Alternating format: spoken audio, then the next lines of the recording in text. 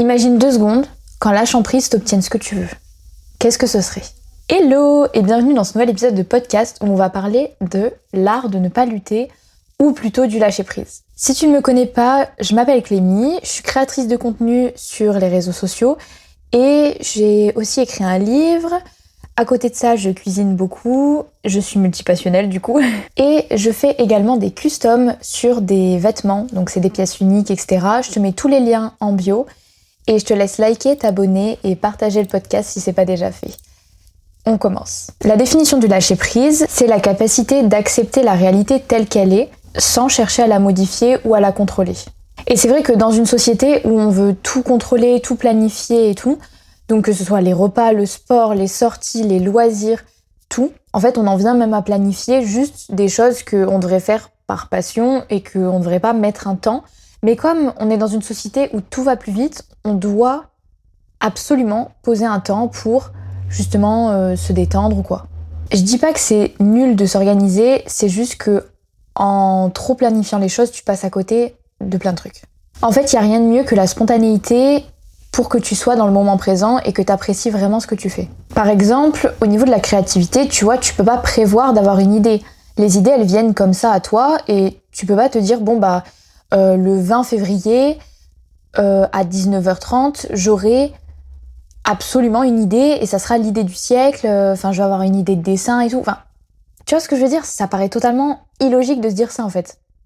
Et donc justement, pour pouvoir garder ces idées et être tranquille quand t'as plus d'idées ou que justement tu dois lâcher prise là-dessus, et pour ces idées-là, tu peux les noter toutes dans un carnet ou dans un endroit et en fait tu fais une liste d'idées et dès que t'as pas d'idées, tu pioches dedans et voilà. C'est ta banque de données en fait.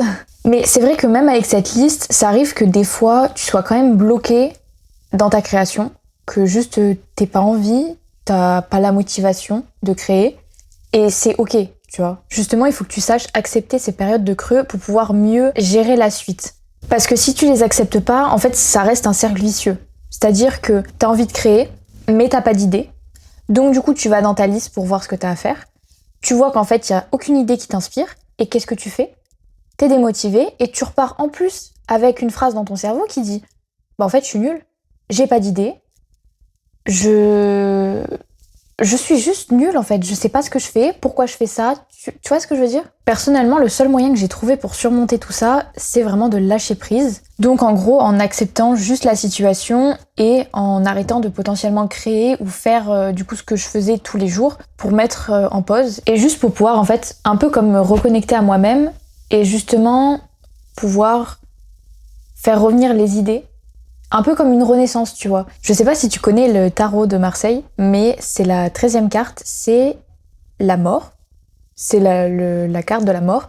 Et tu vois, cette carte, elle te paraît négative ou quoi, par exemple, alors qu'en fait, pas du tout. Genre, ça peut annoncer un changement, un renouvellement, une renaissance, vraiment plein de choses.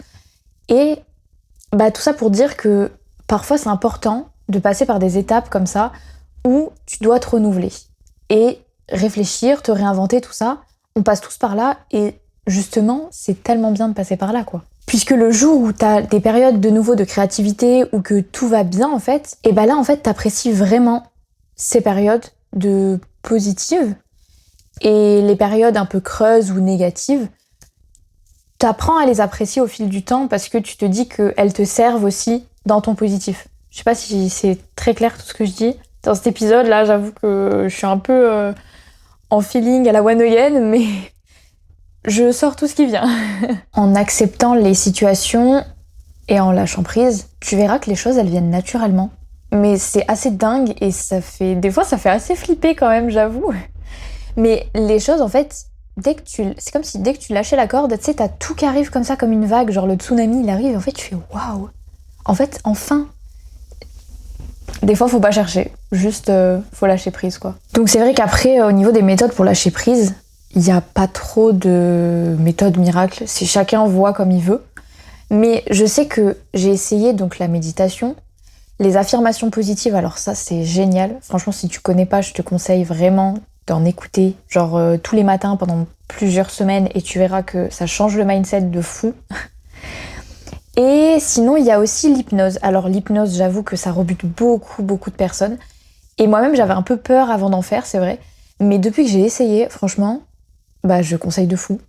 Vraiment. En fait, si tu fais de la méditation, tu connais déjà un peu cet état de bien-être, d'apaisement et tout. C'est un peu la même chose, mais juste que des fois, c'est pas facile. Mais en tout cas, si tu veux le faire, de toute façon, il faut t'entourer d'un professionnel, etc. Mais je te parlerai de mon expérience et de mes conseils ou quoi dans un autre épisode. Donc n'hésite pas à t'abonner et à activer la cloche des notifications, comme ça tu pourras être au courant dès que l'épisode y sera sorti. C'est sûr que si c'était aussi facile de lâcher prise, ça se connaîtrait. Enfin vraiment, je sais pas si on dit comme ça, normalement, oui. Reprenez-moi si jamais. Mais c'est sûr que ça serait simple en fait, tout le monde le ferait, tu vois. Genre si c'était aussi facile, logique. Sauf que le souci, c'est que c'est pas le cas, puisqu'en gros, si tu veux, dans ton cerveau, c'est comme si, dès que tu devais lâcher prise sur une situation, ton cerveau, c'est comme s'il se mettait en mode off, et il était là en mode waouh, danger, peur, etc.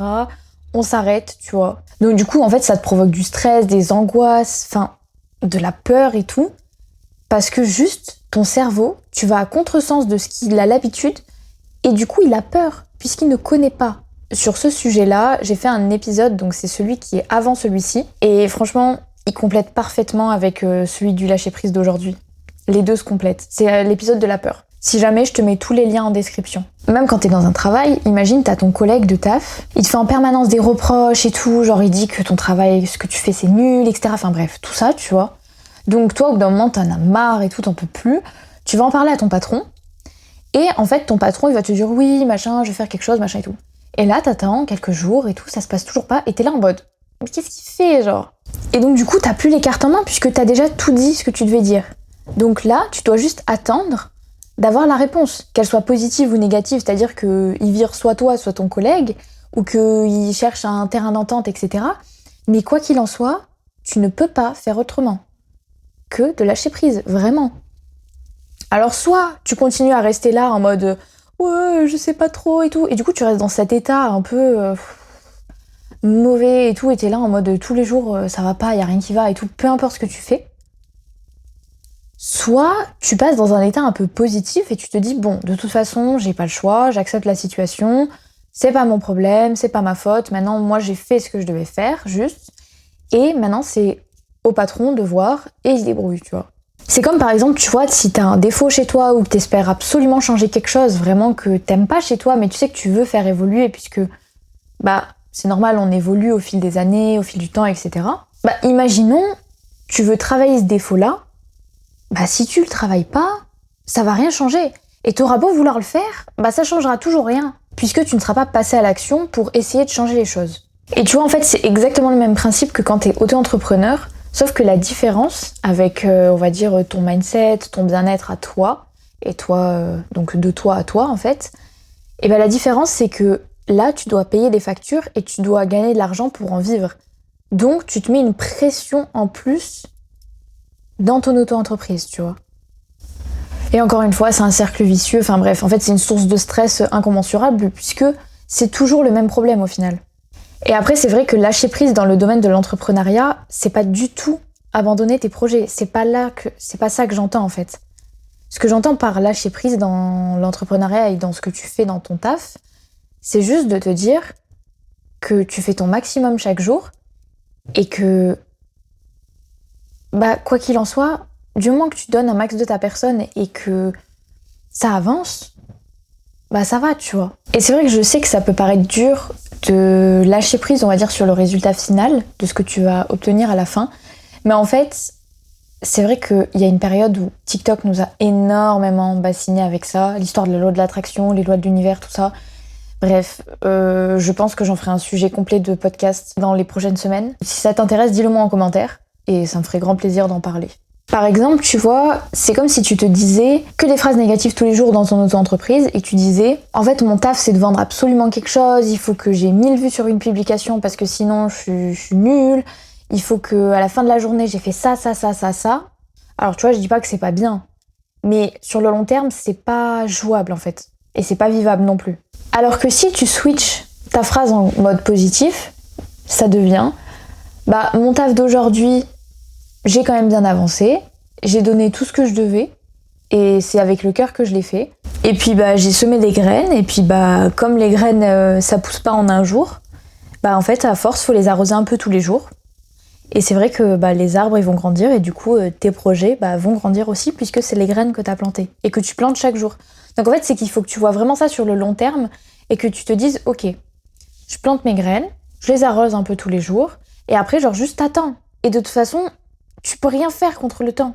Je crois même il y a une citation qui dit la patience est la clé de 1000 vertus. Il me semble que c'est un truc comme ça. Je suis pas sûre. Mais c'est vrai que la patience, dans pas mal de domaines de la vie, c'est important. Et je pense qu'on nous le dit pas assez, qu'on nous l'a pas appris forcément, tu vois, être patient.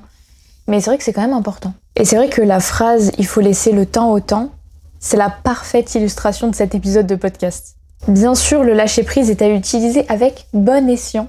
Et ne l'utilise pas pour t'empêcher de passer à l'action, parce que si tu passes pas à l'action, ça peut pas marcher, quoi qu'il en soit. Même si tu l'as pensé très fort, tu vois. En tout cas, c'est tout pour aujourd'hui.